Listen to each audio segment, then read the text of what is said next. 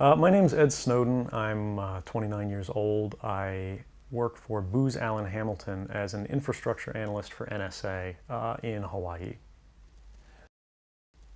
What are some of the positions that you held previously within the intelligence community? I've been a systems engineer, systems administrator, senior advisor for the Central Intelligence Agency, solutions consultant, and a telecommunications information systems officer. One of the things people are going to be most interested in trying to understand who you are and what you're thinking is there came some point in time when you crossed this line of thinking about being a whistleblower to making the choice to actually become a whistleblower. Walk people through that decision-making process. When you're in positions of privileged access, like a systems administrator for these sort of intelligence community agencies, you're exposed to a lot more information on a broader scale than the average employee. And because of that, you see things that may be disturbing, but over the course of a normal person's career, you'd only see one or two of these instances. When you see everything, you see them on a more frequent basis. And you recognize that some of these things are actually abuses. And when you talk to people about them, in a place like this where this is the normal state of business, people tend not to take them very seriously and move on from them. But over time, that awareness of wrongdoing sort of builds up, and you feel compelled to talk about it. And the more you talk about it, the more you're ignored, the more you're told it's not a problem. Until eventually you realize that these things need to be determined by the public, not by somebody who was simply hired by the government. Talk a little bit about how the American surveillance state actually functions. Does it target the actions of Americans? NSA and the intelligence community in general is focused on getting intelligence wherever it can, by any means possible, that it believes on the grounds of sort of a self-certification that they serve the national interest. Originally, we saw that focus very narrowly tailored as foreign intelligence gathered overseas. Now, increasingly, we see that it's happening domestically. And to do that, the NSA specifically, targets the communications of everyone. It ingests them by default. It collects them in its system, and it filters them, and it analyzes them, and it measures them, and it stores them for periods of time, simply because that's the easiest, most efficient, and most valuable way to achieve these ends. So while they may be intending to target someone associated with a foreign government or someone that they suspect of terrorism, they're collecting your communications to do so. Any analyst at any time can target anyone, any selector anywhere. Where those communications will be picked up depends on the range of the sensor networks and the authorities that that analyst is empowered with. Not all analysts have the ability to target everything, but I, sitting at my desk, certainly had the authorities to wiretap anyone, from you or your accountant to a federal judge to even the president if I had a personal email. One of the extraordinary parts about this episode is that usually whistleblowers do what they do anonymously and take steps to remain anonymous for as long as they can, which they hope often is forever. You, on the other hand, have decided to do the opposite, which is to declare yourself openly as the person behind these disclosures. Why did you choose to do that? I think that the public is owed an explanation of the motivations behind the people who make these disclosures that are outside of the democratic model. When you are subverting the power of government, that's a fundamentally dangerous thing to democracy. And if you do that in secret consistently, as the government does when it wants to benefit from a secret action that it took, it'll kind of give its officials a mandate to go, hey, tell the press about this thing and that thing, so the public is on our side. But they rarely, if ever, do that when an abuse occurs. That falls to individual citizens, but they're typically maligned. It becomes a thing of these people are against the country, they're against the government. But I'm not. I'm no different from anybody else. I don't have special skills. I'm just another guy who sits there day to day in the office, watches what's happening, and goes, this is something that's not our place to decide. The public needs to decide whether these programs and policies are right or wrong. And I'm willing to go on the record to defend the authenticity of them and say, I didn't change these. I didn't modify the story. This is the truth. This is what's happening. You should decide whether we need to be doing this. Have you given thought to what it is that the U.S. government's response to your conduct is, in terms of what they might say about you, how they might try to depict you, what they might try to do to you?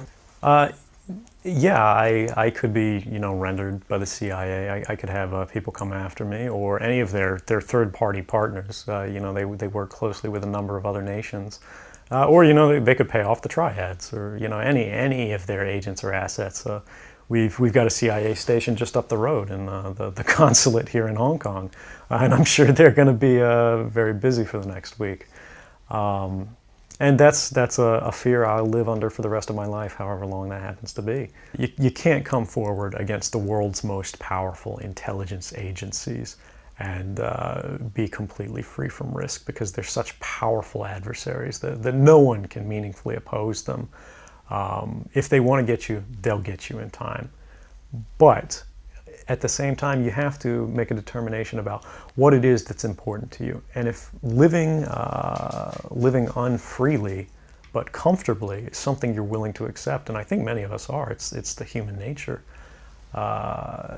You can get up every day, you can go to work, you can collect your large paycheck for relatively little work against the public interest, and go to sleep at night after watching your shows. But if you realize that that's the world that you helped create, and it's going to get worse with the next generation and the next generation who extend the capabilities of this sort of architecture of oppression, you realize that you might be willing to accept any risk. And it doesn't matter what the outcome is, so long as the public gets to make their own decisions about how that's applied. Why should people care about surveillance? Because even if you're not doing anything wrong, you're being watched and recorded. And the storage capability of these systems increases every year consistently by orders of magnitude, to where it's getting to the point you don't have to have done anything wrong. You simply have to eventually fall under suspicion from somebody, even by a wrong call. And then they can use the system to go back in time and scrutinize every decision you've ever made, every friend you've ever discussed something with, and attack you on that basis to sort of derive suspicion from an innocent life and paint anyone in the context of a wrongdoer. We are currently sitting in a room in Hong Kong, which is where we are because you traveled here. Talk a little bit about why it is that you came here, and specifically there are going to be people who will speculate that what you really intend to do is to defect to the country that many see as the #1 rival of the United States, which is China, and that what you're really doing is essentially seeking to aid an enemy of the United States with which you intend to seek asylum. Can you talk a little bit about that? Sure. So there's a couple assertions in those arguments that are sort of embedded in the questioning of the choice of Hong Kong.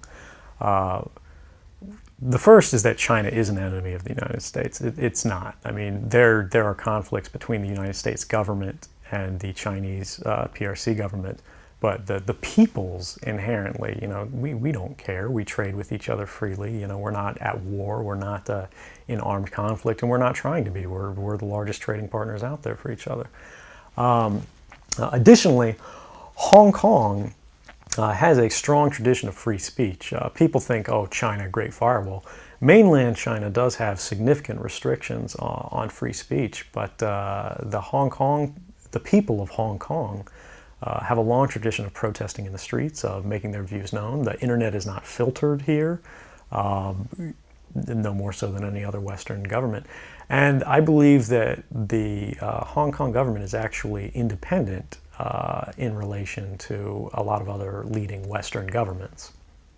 If your motive had been to harm the United States and help its enemies, or if your motive had been personal material gain, were there things that you could have done with these documents to advance those goals that you didn't end up doing? Oh, absolutely. I mean, anybody in the positions of access with the technical capabilities that I had could, suck out secrets, pass them on the open market to Russia. They always have an open door, as we do. I had access to, the full rosters of everyone working at the NSA, the entire intelligence community, and undercover assets all around the world, the locations of every station we have, what their missions are, and so forth. If I had just wanted to harm the U.S., that you could shut down the surveillance system in an afternoon. But that's not my intention, and I think for anyone making that argument, they need to think, if they were in my position, and you live a privileged life, you're living in Hawaii, in paradise, and making a ton of money, what would it to make you leave everything behind? The greatest fear that I have regarding the outcome for America of these disclosures is that nothing will change. People will see in the media all of these disclosures. They'll know the lengths that the government is going to grant themselves powers unilaterally to create greater control over American society and global society. But they won't be willing to take the risks necessarily to stand up and fight to change things, to force their representatives to actually take a stand in their interests. And the months ahead, the years ahead, it's only going to get worse until eventually there will be a time where policies will change, because the only thing that restricts the activities of the surveillance state are policy. Even our agreements with other sovereign governments, we consider that to be a stipulation of policy rather than a stipulation of law. And because of that, a new leader will be elected. They'll flip the switch, say that because of the crisis, because of the dangers that we face in the world, some new and unpredicted threat, we need more authority, we need more power, and there will be nothing the people can do at that point to oppose it, and it'll be turnkey tyranny.